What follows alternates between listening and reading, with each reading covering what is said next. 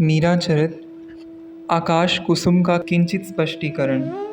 इन्हीं दिनों रतन सिंह का विवाह हो गया और स्त्रियों का ध्यान मीरा की ओर से हटकर नवविवाहिता वधू की ओर जा लगा। एक दिन भोजराज को अकेले पाकर रतन सिंह अभिवादन करके समीप बैठ गए। रत्न सिंह ने देखा कि भोजराज ने न उनका अभिवादन स्वीकार किया और न ही कुछ कहा। वे किसी गहन विचार में मगन हैं। बाबजी हुक्म। भोजराज चौंक कर हंस पड़े। कब आए? कुछ ही देर हुई। ऐसा क्या विचार कर रहे थे सरकार कि संसार शून्य हो गया? कुछ नहीं, ऐसे ही राज्य की देश की बातें। मुझे बताना उचित न समझें तो न सही, रतन सिंह ने हंसते हुए कहा, किंतु झूठ बोलना अभी हुजूर को आया नहीं। थोड़े अभ्यास की अभी और आवश्यकता है। मैं झूठ बोल रहा हूँ। भोजराज ने छोटे भाई का कान पकड़ा। भला इतनी हिम्मत मैं कैसे कर सकता हूँ? यह तो हुजूर के नेत्र और गाल कह रहे हैं, रतन सिंह ने हंसते हुए कहा। विवाह हुए अभी 4 दिन नहीं हुए और जीभ 4 हाथ लंबी हो गई। बीननी ने खींच खींच करके लंबी कर दी क्या? भोजराज हंसे। भाई के सम्मान में रतन सिंह ने सिर अवश्य झुका लिया, किंतु चुप नहीं हुए। थोड़े संकोच के साथ बोले, यही तो मैं सोच रहा हूँ हुक्म, कि भाभीसा हुक्म ने बाबजी हुक्म की जीभ पर ताले क्यों जड़ दिए। ए बेशरम, लगाऊं 2 एक? भोजराज ने उनकी पीठ पर थाप मारी। देखो तो इन कुंवरसा को, साली को छोड़कर सासू से मस्करी करने बैठे हैं। अरे बाप रे बाबजी हुक्म, रतन सिंह ने पीठ सहलाते हुए कहा। रीढ़ की एकाध गांठ जरूर बिखर गई है मेरी, इतनी जोर से मारा सरकार ने। एक बार देखा तो होता ठीक से कि दुश्मन है कि भाई। रहने दो ये नखरे, खूब समझता हूँ मैं। याद है बचपन में व्यायाम के समय ऊपर से कूदने को कहा था बाजी सा यानी दादाजी ने, तो तुम्हारा पेट दुखने लगा था। अखाड़े में कभी माथा दुखता और कभी भूख लगाती। कुछ समय बाद तो बाजी सा ने तुम्हारे खाने का प्रबंध अखाड़े में ही कर दिया था। जैसे ही तुम्हारे मुख से भूख की बात निकलती, वे न जाने कब की सूखी रोटियां निकाल लाते और कहते कि लो बाबजी आरोगो। तुम कहते कि इनको कैसे खाऊं, वे कहते कि रोते हुए आरोगो राज। भोजराज की बात पर दोनों ही भाई ठठाकर हंस पड़े। कितने समय बाद आपको ऐसे मुक्त कंठ से हंसते हुए देख रहा हूँ, रतन सिंह ने गंभीर होकर कहा। फिर वही कहो, कैसे आए? बहुत समय से मन में एक बात उथल पुथल मचाए हुए है। कभी अवसर नहीं मिला और कभी हिम्मत नहीं पड़ी। आज दोनों ही मिल गए हैं ना, तो कह डालो, आफरा झाड़ दो। पहले एक वचन दें कि मेरी बात टालेंगे नहीं। पता नहीं लोगों को क्या हो गया है कि सब मुझे ही वचन में बांधने को आतुर हो उठे हैं। चित्तौड़ में और लोग नहीं बसते क्या? भोजराज मुस्कुराए। बसते हैं, पर वे नीलकंठ के अवतार भोजराज नहीं हैं, कहकर रतन सिंह चुप हो गए। अब तुम कहाँ से विष जुटा लाए हो? दे दो, पीकर देखता हूँ कि सचमुच नीलकंठ का अवतार हूँ या नहीं। मेरी बात टालेंगे तो नहीं? उफ, फिर मार खाओगे हो। अरे टालने को क्या, एक तुम ही बचे हो। बहुत लोग भरे पड़े हैं, ऐसे बोलो अब। उस दिन झूले पर आपने भाभी सा हुक्म का नाम लेते हुए उन्हें आभ यानी आकाश का फूल क्यों कहा? क्या तुम्हारी भाभी तुम्हें बदसूरत दिखाई देती है? नहीं, मैंने आज तक इतनी सुंदरता कहीं नहीं देखी। विधाता ने सोच समझ करके जोड़ी मिलाई है। पर आकाश कुसुम कैसे हैं? इसलिए कि वह धरा के सभी फूलों से सुंदर है। बाबजी हुक्म, अखाड़े और शस्त्राभ्यास से भले मैं जी चुराता रहा हूँ, किंतु कला और साहित्य की थोड़ी समझ आपके इस सेवक में है। इसी कारण वहाँ खड़े इतने लोगों में किसी का ध्यान इस ओर नहीं गया, किंतु मैं उसी क्षण से बेचैन हो उठा हूँ। क्या इतना अपदार्थ हूँ कि? रतन सिंह ने भोजराज की ओर सजल नेत्रों से देखा। भोजराज ने भाई को बाहों में भर लिया। ऐसा ना कहो, ऐसा ना कहो। कुछ क्षण के लिए भोजराज चुप होकर सामने कहीं दूर जैसे क्षितिज में कुछ ढूंढने लगे। तब तक रतन सिंह उनके मुख पर आने वाले उतार चढ़ाव का निरीक्षण करते रहे। क्या करोगे सुनकर? यह नहीं जानता, इस पर भी सुनना चाहता हूँ। आकाश कुसुम किसे कहते हैं? सुंदर किंतु जो अप्राप्य हो।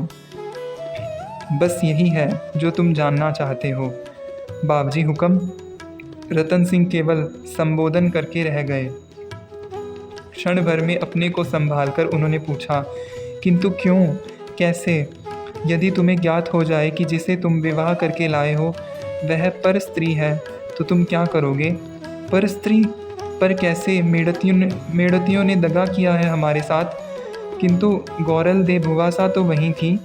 यदि ऐसा हुआ होता तो वे हमें कभी प्रोत्साहित न करती इस विवाह के लिए। भाभीसा या और कोई भी विवाहिता नारी पुनः विवाह के लिए कैसे तैयार हो सकती है? मेरी तो बुद्धि ही काम नहीं करती। कैसे हुआ यह सब? मेड़ते में कुंवर कलयुग के समय हमारे बीच में कौन था? ठाकुर जी विराजे थे। अच्छा, बाबजी हुक्म, वहाँ ठाकुर जी का क्या काम था? कैसी परंपरा है इन मेड़तियों के यहाँ? स्मरण है तुमको, तुमने पूछा था कि यह क्या टोटका है, तब मैंने कहा था कि बींद यही है, मैं तो टोटका हूँ। भोजराज ने रतन सिंह की बात अनसुनी करके कहा। हुक्म याद आ गया तो क्या भाभी सा? हाँ, बचपन में किसी की बारात को देखकर उन्होंने अपनी माँ से पूछा कि यह कौन है। उन्होंने बताया कि नगर सेठ की बेटी का बींद है।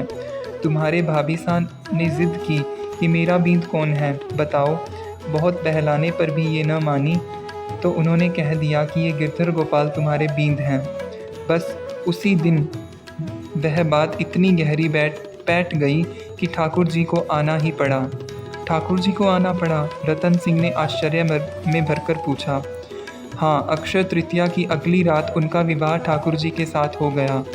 आपको कैसे विश्वास आया ऐसी बिना सिर पैर की बात पर? यहाँ से गया पड़ला ज्यों का त्यों रखा है और द्वारका के वस्त्राभूषण इतने मूल्यवान हैं कि अनुमान लगाना कठिन है। मैंने दोनों ही देखे हैं। अभी तीज की रात भी ठाकुर जी पधारे थे। आपने देखा उनको? नहीं, किंतु जो कुछ देखा उससे ज्ञात हो रहा था कि वहाँ तीसरा कोई और भी है। तब भी कौन सी कठिनाई आ पड़ी है? मेदपाट के युवराज को भाभीसा जैसी अनिंद्य सुंदरी न सही, इनसे कुछ न्यून तो मिल ही सकती है। देर तक सोचने के बाद रतन सिंह ने कहा। भोजराज चुप ही रहे। बाबजी हुक्म। कुछ देर बाद रतन सिंह ने उन्हें सचेत किया। हाँ, मैंने कुछ निवेदन किया था। रतन सिंह और भोजराज की आयु में 1-2 वर्ष का ही अंतर था, किंतु छोटे होने के कारण वे स्वेच्छा से बड़े भाई के प्रति परंपरागत सम्मान को बनाए रखने के लिए बातचीत में, उठ बैठ में पर्याप्त अंतर रखते थे।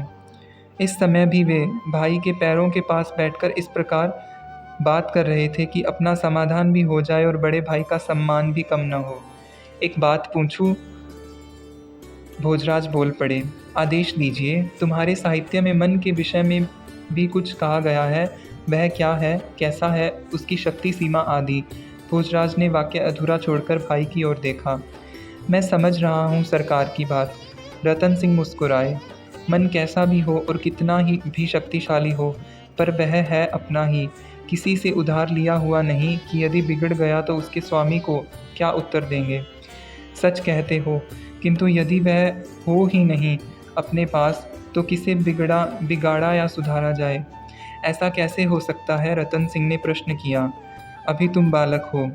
राज ज्योतिषी के पास चलें आयु का निर्णय कराने? रतन सिंह मुस्कुराए। आयु से समझ का क्या संबंध है? तब फिर कैसे ज्ञान हो? यह तो मैं भी नहीं जानता। मन का ठौर ठिकाना तो जानते हैं। हाँ, किंतु उससे लाभ क्या है? खींच लाएंगे वहाँ से, रतन सिंह ने कहा। तुम अपने भाई को निर्बल समझते हो? यह तो कोई भी नहीं कह सकता, किंतु कुछ तो समाधान निकालना पड़ेगा ना। क्यों, ऐसे ही चले तो हानि क्या है? व्यर्थ चिंता छोड़ो। मनुष्य जो कुछ भाग्य में लिखवा कर लाता है वही देता और पाता है। कौन है वह महाभाग जो सरकार के मन के आश्रय बने हैं?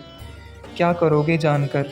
श्री चरणों में उपस्थित करके अनुकूल करने का प्रयत्न करूँगा। असंभव, यह मैं नहीं मानता।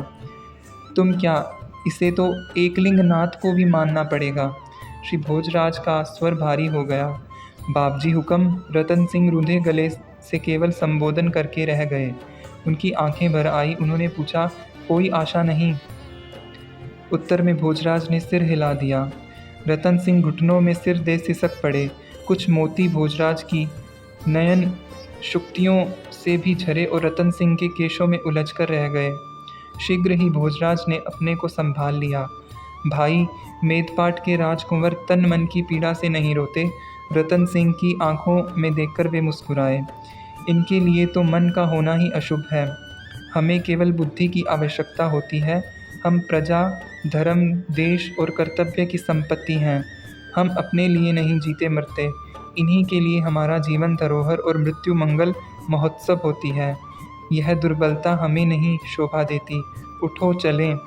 एक बात का ध्यान रखना कि आज की बातचीत यदि यहीं गाड़ देना, इतनी गहरी कि कभी ऊपर न आ पाए। जय श्री मीरा, जय श्री गिरधर।